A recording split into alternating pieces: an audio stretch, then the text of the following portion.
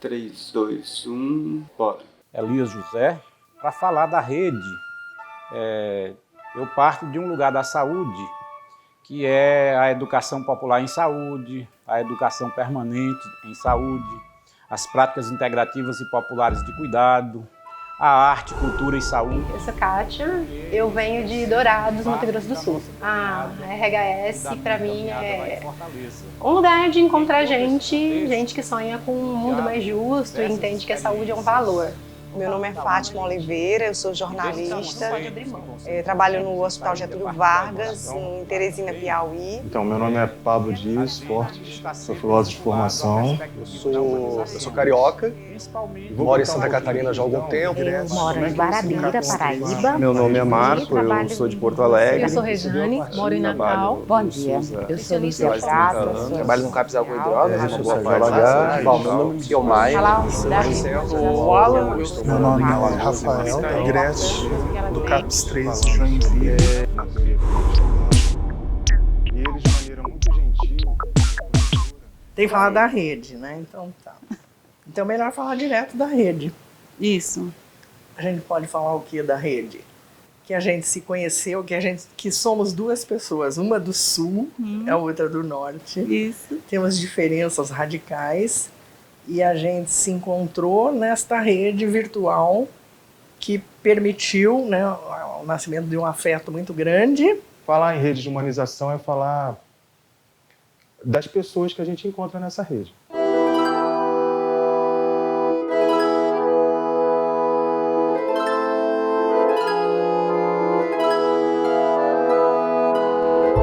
A história da Rede Humaniza SUS, como é óbvio, começa com o SUS.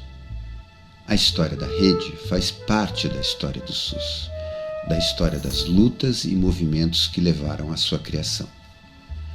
Mais imediatamente, a história da Rede Humaniza SUS remonta a um momento em que o SUS já era uma conquista e já se encontrava às voltas com desafios maiores, como o da qualidade da atenção prestada em seus serviços. O primeiro marco nessa história é, portanto, 2003, quando é criada a Política Nacional de Humanização, a PNH. Nós brasileiros precisamos nos engajar a lutar pela uma única causa, uma única luta. Pela humanização da saúde e do SUS. Também chamada de Humaniza SUS, a PNH foi concebida como uma política transversal às outras políticas de saúde, buscando em todos os espaços de trabalho produzir mudanças institucionais que favoreçam relações mais democráticas e, portanto, mais humanizadas, tanto na gestão quanto no cuidado no SUS. Foi no contexto de uma política com tais propósitos que pôde surgir a ideia, em 2008, de se ofertar uma plataforma colaborativa aberta na internet e fomentar a produção de redes sociais entre trabalhadores e usuários do sistema. Assim nasceu a Rede Humaniza SUS, também chamada de RHS. Portanto, antes ainda da explosão do fenômeno massivo das redes sociais, que só se daria na década seguinte, a PNH apostou na constituição de uma rede social online como um dispositivo para intensificar a troca de experiências entre trabalhadores e usuários do SUS de todas as partes do país engajados com essa política. Este vídeo busca apresentar um pouco do que vem sendo essa experiência de se fazer rede social como um modo de se fazer política pública na área da saúde. Essa experiência, que já dura mais de uma década e que acabou levando à constituição dessa grande rede social de trabalhadores, gestores, pesquisadores, professores, estudantes e usuários do SUS, que é a RHS.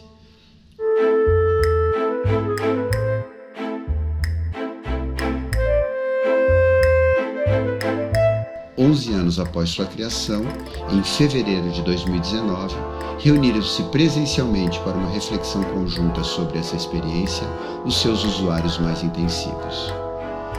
E o que dizem esses usuários mais intensivos a respeito da RHS?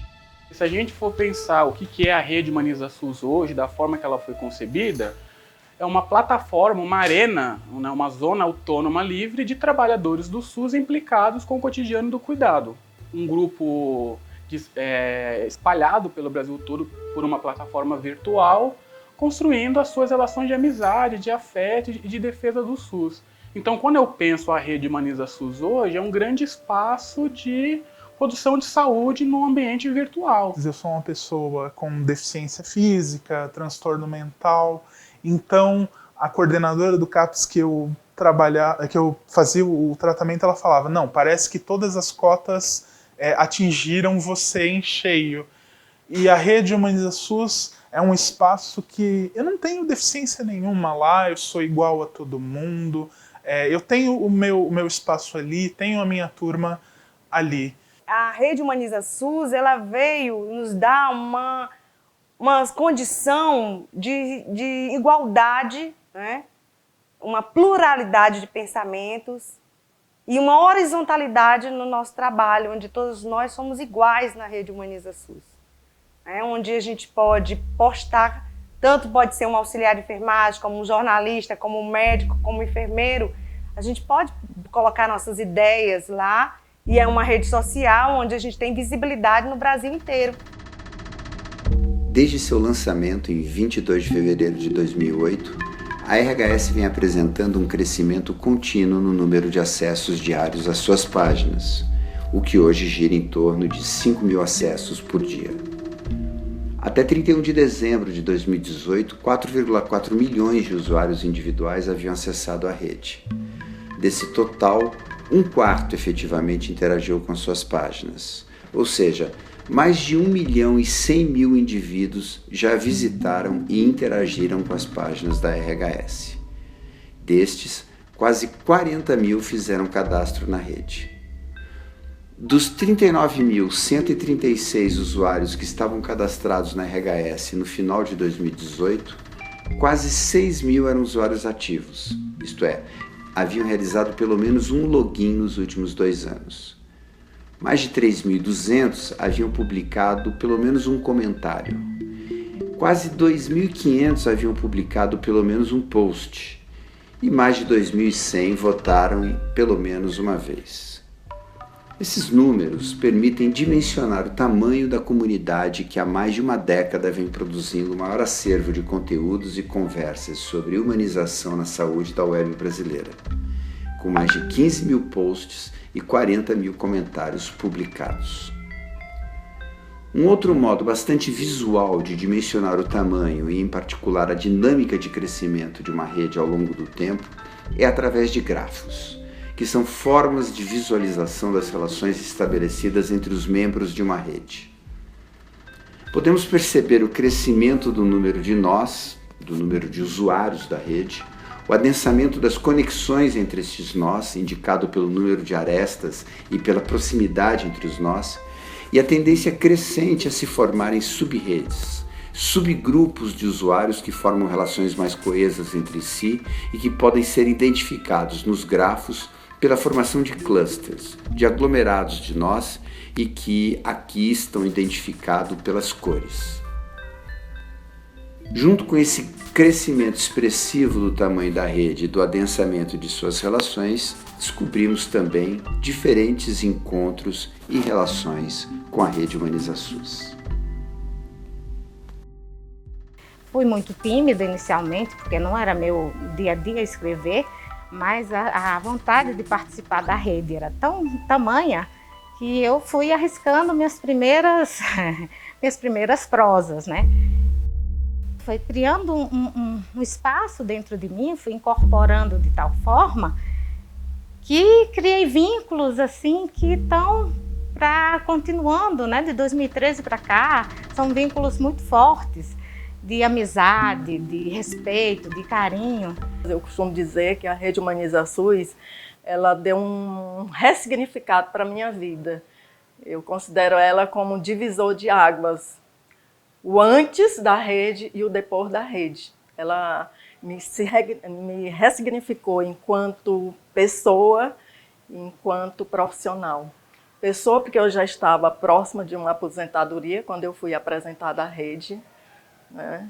E que quando eu tive contato com toda essa riqueza de conteúdo, de experiências, eu disse, não, eu não posso me aposentar agora, eu tenho que viver esse SUS que eu não sabia que existia.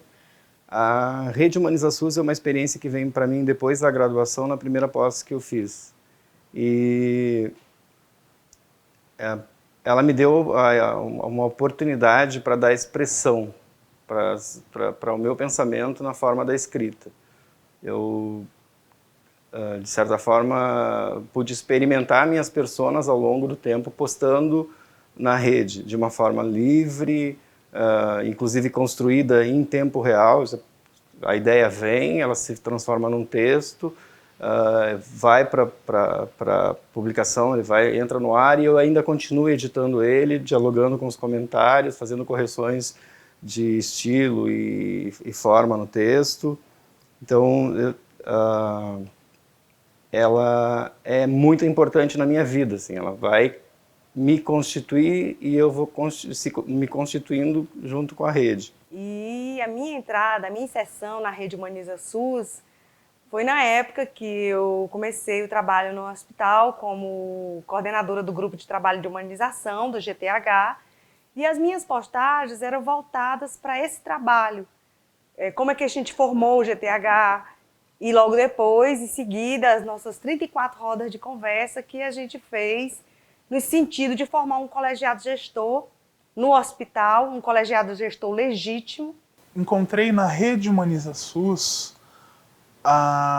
um amplificador para a minha voz e para o meu trabalho de cyberativista, enquanto um espaço público que tem alcance para o Brasil inteiro e que ele tem o apoio do Ministério da Saúde, sim, mas ele é protegido porque quem faz parte da Rede Humaniza SUS são pessoas que estão engajadas na causa de fazer o SUS dar certo, são pessoas que não entram numa rede social de qualquer forma, elas entram com um acolhimento e entram por um propósito para trazer uma luta, para trazer às vezes uma dor, para trazer às vezes uma reclamação enquanto usuário, ou por um pedido de reconhecimento enquanto profissional para divulgar um serviço, mas são pessoas que querem que a saúde progrida. Então, ao mesmo tempo que é uma rede pública e que ela usa Facebook e usa Twitter e ela tem um alcance gigantesco também com as redes sociais normais, ela se potencializa, mas quem vai para a Rede Humaniza SUS não vai para o debate vazio, vai para a construção de uma amizade, né? O Platão já dizia que cada um, quando se apaixona, ele é capaz de virar poeta. Então, a coisa andou por aí. E eu comecei também arriscando as minhas primeiras poesias. Tanto é que dentro das minhas postagens na rede, é notório sempre ver os meus cordéis e tal, porque me considero tão blogueira da Rede Humaniza SUS que eu me sinto tão completa de não precisar fazer um blog só de poesias. Eu tenho transtorno bipolar, então isso se reflete na rede porque eu tenho 2 blogs. Um blog é só Rafael e o outro é Rafael Henrique Trávia. O meu primeiro blog ele tinha muito o cotidiano do CAPS 3 de Joinville, então tinha bastante foto, bastante vídeo. O meu segundo blog ele tem as partes do SUS que dá certo, tem, mas ele tem uma parte de reivindicações também, de que como usuário eu não posso me furtar dos problemas e das questões que existem no SUS. Eu não sou chapa branca para dizer que está tudo bonitinho, porque não está. Para mim, eu sempre identifiquei a Rede Humaniza SUS, desde o momento que eu entrei lá, como um espaço de participação social. O fato de olhar para minhas próprias postagens, para o meu próprio trabalho dentro da Rede Humaniza SUS, me fez pensar sobre o meu próprio trajeto profissional, por exemplo, a minha trajetória profissional, né? No sentido do quanto que a Rede Humaniza SUS me afetou quanto à formação, né? Do quanto que foi indispensável para a minha formação, no sentido de que de uma escrita da minha própria história. Hoje eu sou professora da Psicologia Social na Universidade Federal da Grande Dourados e eu uso a RHS de diferentes formas. Eu convido os estudantes a olharem o SUS por uma outra perspectiva. Eu faço pesquisa, minha pesquisa docente é uma cartografia do que está acontecendo da RHS, a partir das questões que me interessam principalmente, que é saúde mental, saúde indígena, formação de redes e saúde da mulher. A Rede Humaniza SUS serve também como material, arsenal assim, acadêmico, né? Porque meus alunos reconhecem que aquilo ali é vivo, né? Que é de uma rede viva, vai criando, né, uma rede nesse sentido mesmo. Pessoas vão se conhecendo, compartilhando experiências novas, exitosas. Você aprende o jeito de trabalhar. E postar na Rede Humaniza SUS, aquilo me deixou uma marca importante, assim, de um outro modo de interação, de um outro modo de poder falar. E aí, quando eu estava pensando em como é que eu vou fazer uma avaliação, que o pessoal aprenda com a avaliação, que o pessoal possa interagir com outras pessoas, que o pessoal não se sinta muito pressionado a repetir o que eu digo em aula, a Rede Humaniza SUS e postar conteúdos na Rede Humaniza SUS foi uma estratégia importante. Tem sido uma estratégia importante, não? Eu trabalho com isso, eu acho que no mínimo uns 7, 8 anos. E aí tem que pensar como eu vou escrever, como eu não vou escrever, como eu vou me apresentar para uma rede que daí não é o professor só lê, mas tá publicizando o que está a sua produção. E dali eles relatam sempre um sentimento de diferença em relação aos outros processos avaliativos que eles já viveram, e uma diferença no sentido de produzir potência nos caras. Aí é uma gurizada de 4º semestre assim, se sentindo bem por estar conversando com profissionais formados, com profissionais com mestrado, com doutorado, conversando com profissionais com experiência de SUS, de uma maneira horizontal. E isso já vejo um outro brilho nos alunos, assim, tipo, de não achar porque a estudante tem menos valor ou mais. Que é uma coisa que é difícil fazer no processo pedagógico, né? Esse tipo de interação e produzir esse tipo de sentimento. E aí, praticamente com todos isso acontece, assim.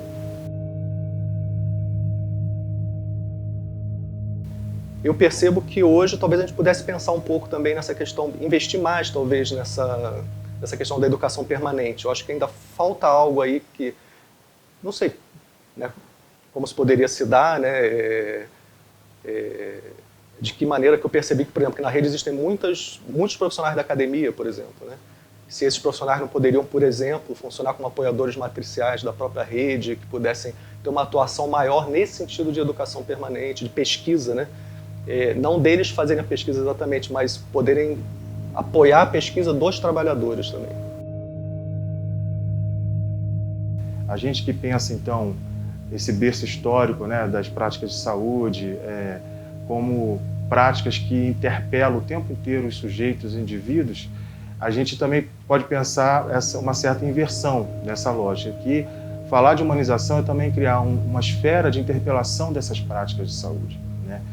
E eu acho que a rede abre espaço para isso. E no momento que ela abre espaço para isso, ela cria um campo de comum em torno dessa agenda, né, da saúde como direito, do SUS que dá certo e etc., que é muito interessante para quem está no campo, né, para criar também uma cultura de reavaliação permanente do sentido do seu trabalho, da sua própria vida nesse grande movimento.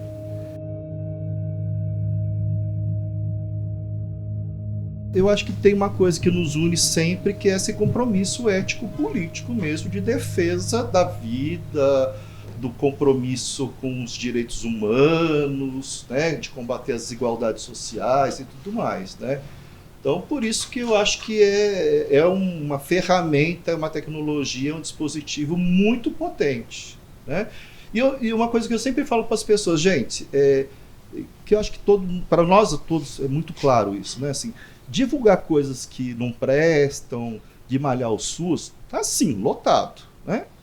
Agora, a gente sabe que o SUS tem fragilidades, que tem problemas e tudo mais. A gente não nega isso, né? Mas a gente começa a problematizar e ver e apontar que muitas coisas são publicizadas por aí com uma intenção muito clara de fragilizar e destruir, por exemplo, o SUS. comunicação e saúde é, assim, também o grande desafio. A Rede Humaniza SUS, ela veio para ocupar, de certo modo, esse espaço da comunicação em saúde e da comunicação em saúde. Você trabalha processos de saúde que não estão no topo, né? O topo é saúde e doença, é relação saúde-doença, é construção de hospital, é o que dá Ibope, né? E você trabalha com práticas integrativas, com educação popular, né? Com acolhimento, com cuidando do cuidador. Isso não vai para a mídia, então você tem que dar visibilidade a isso. E claro que na Rede Humaniza SUS você tinha esse canal de dar visibilidade a essas questões que não iam sair na mídia convencional. Eu acho que a postagem que mais me impressionou foi da Botkiss. Eu estava em rede, quando eu recebo a notícia, eu recebi a notícia via RHS, foi um consultor que tinha postado, né? E aí, imediatamente a coisa era tão gritante que eu liguei a televisão. E aí eu fiquei acompanhando televisão e RHS. Aí eu falei, meu Deus, que diferença de comunicação, né? Enquanto eu via a mídia, né, transformando aquilo num espetáculo e querendo culpados e querendo cabeças, eu vi uma rede quente, né, preocupada com a dor das pessoas, com o lado humano e buscando ajuda. Eu não sei se os mais antigos lembram de uma postagem de uma determinada pessoa que estava, me parecia, no movimento de tentar se apropriar do símbolo da humanização para vender um produto. Eu não sei se vocês estão lembrados, e aquilo motivou um conjunto de reações que, na minha percepção, só reafirmava que eu estava realmente naquela turma que buscava uma defesa intransigente do direito à saúde e meio que cercou a rede, né? Meio que blindou a rede em relação àquele tipo de movimento que eu imaginava que pudesse também acontecer como aconteceu.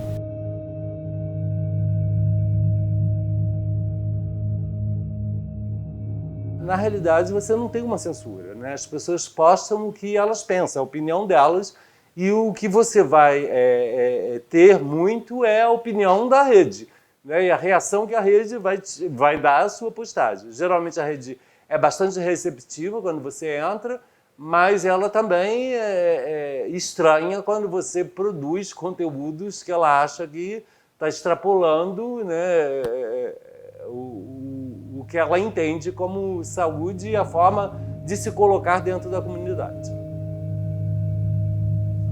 Eu fiquei pensando muito nessa questão dessa ética do respeito que tem ali dentro, que na verdade, assim, não existe nas normas jurídicas que tem de uso da rede, não está dito que você tem que tratar com respeito a pessoa com quem você está se relacionando ali dentro, mas é uma coisa que parece que ela é transparente para as pessoas, né? E que para mim eu acho que tem a ver com esse processo, nem sei como é que eu chamo isso, mas um processo de relacionamento democrático ou de você considerar jamais desqualificar o outro. Para mim, a Rede Humaniza SUS é a máquina expressiva do SUS. Né? É uma voz de todo mundo, de qualquer um, de qualquer lugar. Né? E como é uma voz de todo mundo, é uma voz de outrem, ou seja, é uma voz de ninguém. É uma voz de quem fala e de quem quer se expressar, quer ser ouvido e quer respostas. A nossa Rede Humaniza SUS, nós temos esse público que é sujeito, que é ele próprio que impulsiona a rede, a partir de suas publicações, a partir da sua movimentação na rede. Então isso é um grande diferencial. O desafio desse diferencial talvez seja impulsionar mais ainda, mobilizar mais ainda, para que a gente possa ampliar esse público sujeito. E aí a presença de um usuário da saúde mental aqui é importante demais para a gente perceber o quanto nós precisamos, sem medo, né, e com toda a serenidade do mundo, incluir os usuários na Rede Humaniza SUS. O mundo da saúde é muito cruel, porque o usuário ele é visto como um figurante. geralmente o médico, o diretor do hospital, o gestor, eles são os atores principais. A equipe de profissionais, psicólogos, enfermeiros, todo o resto da equipe são os coadjuvantes, mas o usuário, esse protagonismo que é sonhado, o usuário ele acaba ficando em segundo plano. Isso na RHS se inverte, assim, apesar de ainda ter poucos usuários, eu acredito que os usuários que tem na rede, eles conseguem ampliar a voz para um SUS que dá certo e para um SUS real. A RHS, o Ricardo Teixeira brincava, né? Ela foi criada no mesmo ano do Facebook, né? Exatamente no mesmo período, né? Ela é uma rede muito desafiadora para o Ministério da Saúde.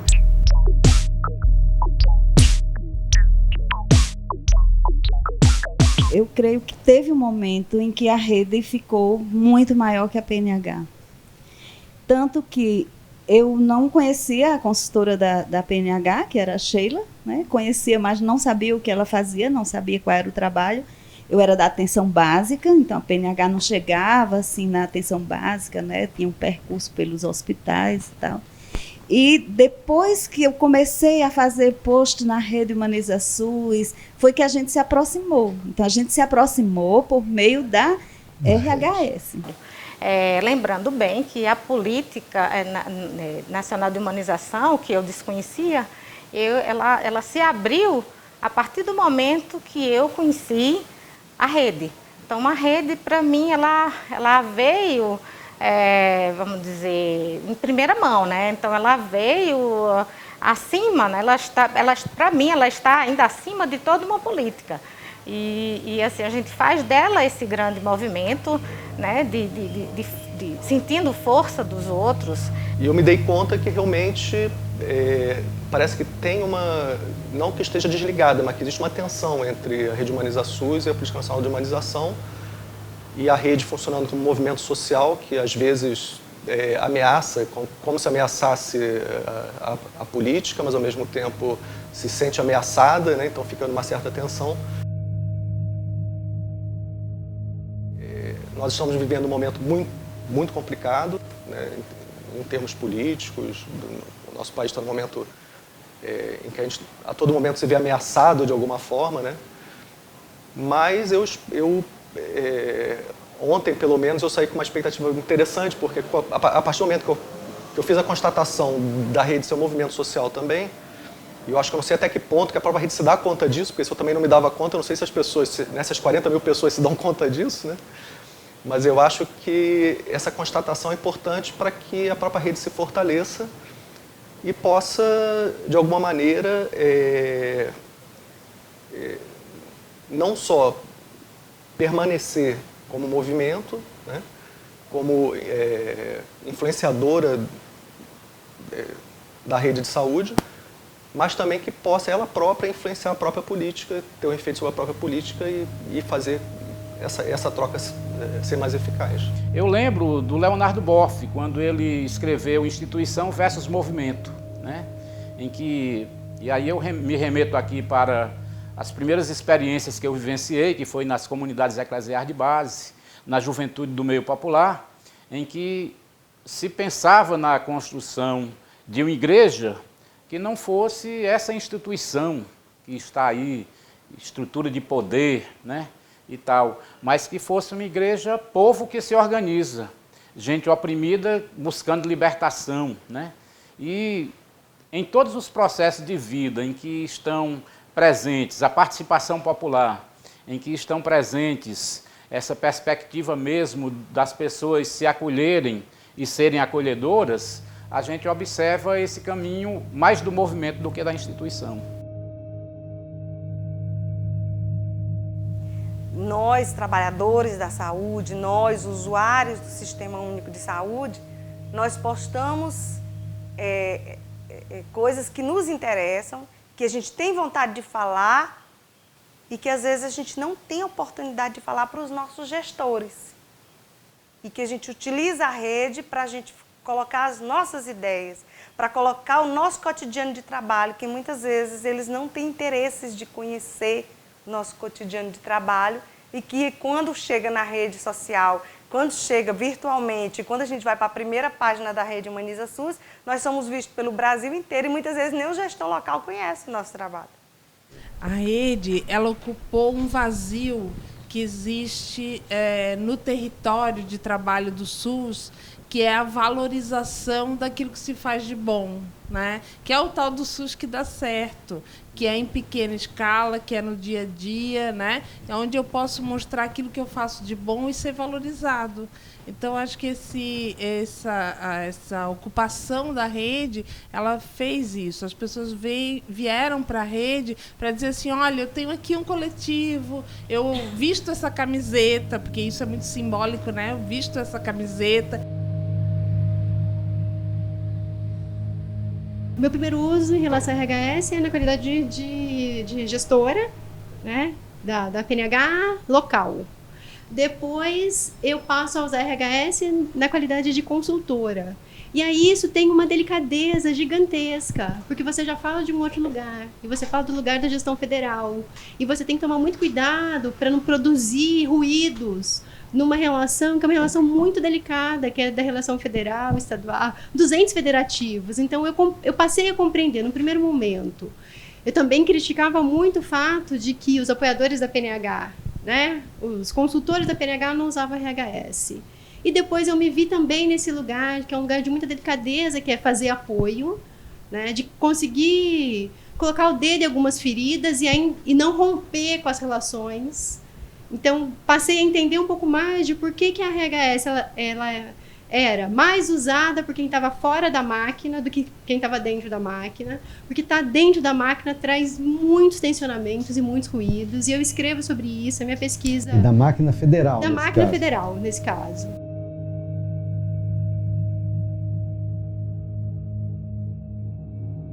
Embora, do ponto de vista da gestão federal, a gente já estava num momento muito ruim, há um movimento Humaniza SUS, e esse movimento Humaniza SUS independe, né, do Ministério da Saúde. E eu penso que o maior ganho da PNH, do Humaniza SUS, é a gente poder ter uma experiência de mais de 10 anos num país como o nosso, né, apostando na democracia, na ampliação da clínica. Então, eu me dou conta que finalmente a PNH então se concretiza como uma política de fato pública.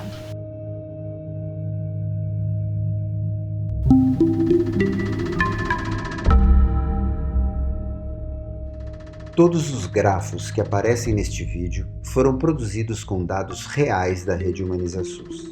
Grafos são figuras que traduzem visualmente a estrutura e a dinâmica das relações entre os nós de uma rede. No caso da RHS, como se sabe, os nós representam os usuários, que se relacionam entre si através de posts e comentários nos posts, aqui representados pelas arestas que ligam os nós. Quando abrimos as bases de dados de nós e arestas da RHS no programa gerador de grafos, ele tem a aparência de um aglomerado compacto de nós, tão juntos que nem conseguimos ver as arestas entre eles. Para que a visualização da rede comece a fazer sentido, nós podemos, por exemplo, atribuir informações visuais aos nós. Aqui escolhemos as cores para indicar a que subrede dentro da rede pertence aquele usuário, e o tamanho dos nós para indicar o seu grau de autoridade, ou seja, o quanto aquele usuário se faz uma referência para os outros usuários da rede.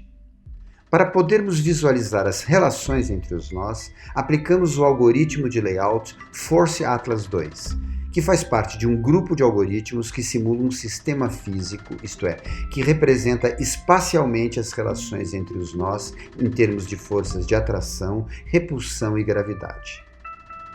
Nessa visualização, podemos identificar a tendência de formação de um grande cluster central em torno de alguns poucos usuários de maior autoridade. Ainda que os padrões de interação indiquem a existência de várias subredes de usuários na RHS, elas se mantêm fortemente interconectadas entre si. Em seguida, aplicamos um outro recurso de visualização que evita a sobreposição de nós. Vejamos uma vez mais. Na RHS, os cálculos identificaram a existência de 46 sub-redes. As 13 maiores, que incluem 95% de todos os nós, são as que aparecem coloridas nesse grafo. Todas se articulam em torno de alguns usuários de maior autoridade. Este aspecto indica uma característica fundamental da estrutura e dinâmica da RHS. Um grupo relativamente pequeno de usuários desempenha um papel decisivo na ativação e sustentação da rede. Quase todas usuárias, que vêm recebendo diferentes denominações. Inicialmente, editoras, depois, cuidadoras da rede e, mais recentemente, curadoras. Retiremos os nós que representam as editoras curadoras desses grafos para ver o que acontece. Primeiro, notem como vários nós são ejetados do núcleo da rede, representando a quantidade de usuários cuja única conexão com a RHS se dava através delas. De um modo geral, vemos uma rede menor, menos coesa, em que alguns usuários ainda se destacam pela maior autoridade. Não são, entretanto, capazes de gerar uma rede tão grande e viçosa quanto a rede que se constitui com a mediação das editoras, cuidadoras, curadoras da RHS.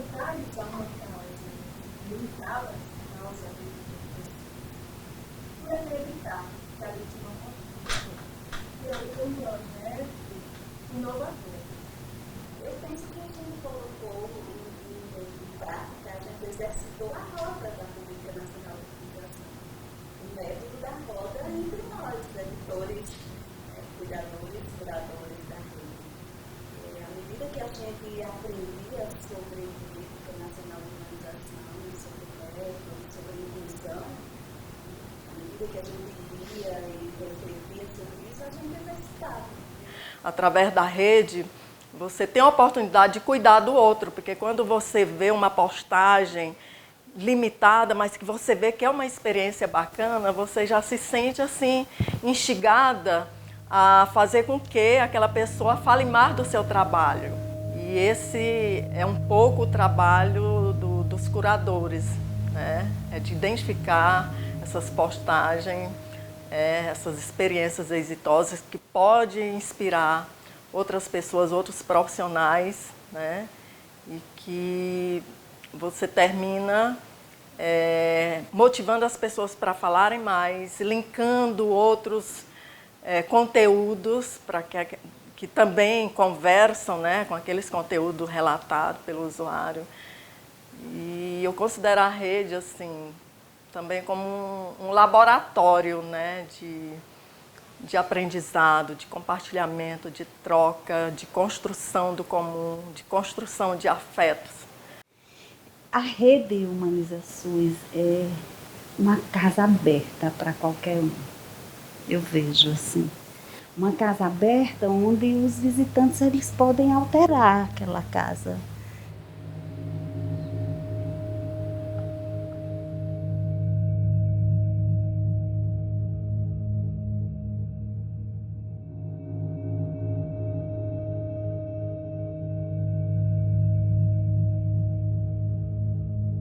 Por exemplo, aquele post lindo que alguém lembrou lá embaixo, da enfermeira que vai fazer o curativo no velhinho que não deixava ninguém tocar nele. E a enfermeira chega e começa a cantar. Ela fala assim: o senhor conhece Lulu Santos? Aí ele fala: não. Ele não quer conversa, ele quer só que termine logo aquele curativo, né, cheio de secreção, de odor fétido. O portador de ferida crônica é uma pessoa que está à margem, né? Que é excluída e que quer se isolar, quer se fechar, porque ele carrega aquela ferida aberta, literalmente, para todo lugar com ele. E onde ele chega, ele acha que incomoda. Então ela diz: você conhece Lulu Santos? Ele: não, mas eu vou cantar uma música de Lulu Santos para o senhor.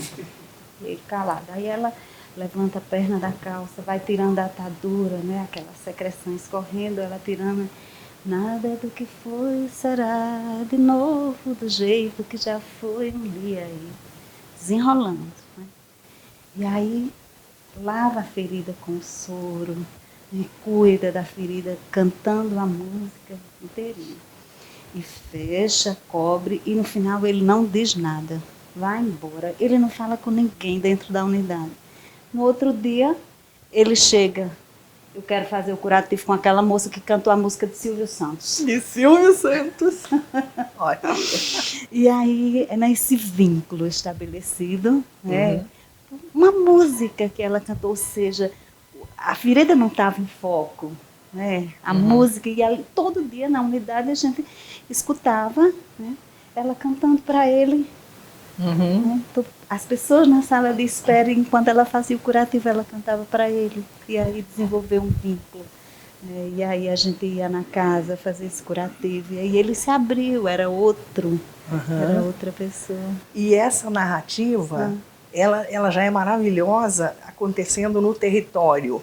Agora, olha a força que essa narrativa toma quando ela vai para uma rede virtual que congrega pessoas, que congrega práticas, congrega trabalhos, e todo mundo pode entrar em contato com esse tipo, com esse olhar totalmente singular. No processo, na minha relação com a rede, no meu diálogo com a rede, a gente se percebe fazendo arte também, desenvolvendo uma ideia de que a saúde está muito vinculada à cultura, de que a humanização está muito vinculada à cultura, porque humanização é também cultura. Foi para você que eu guardei toda a paz que há em mim.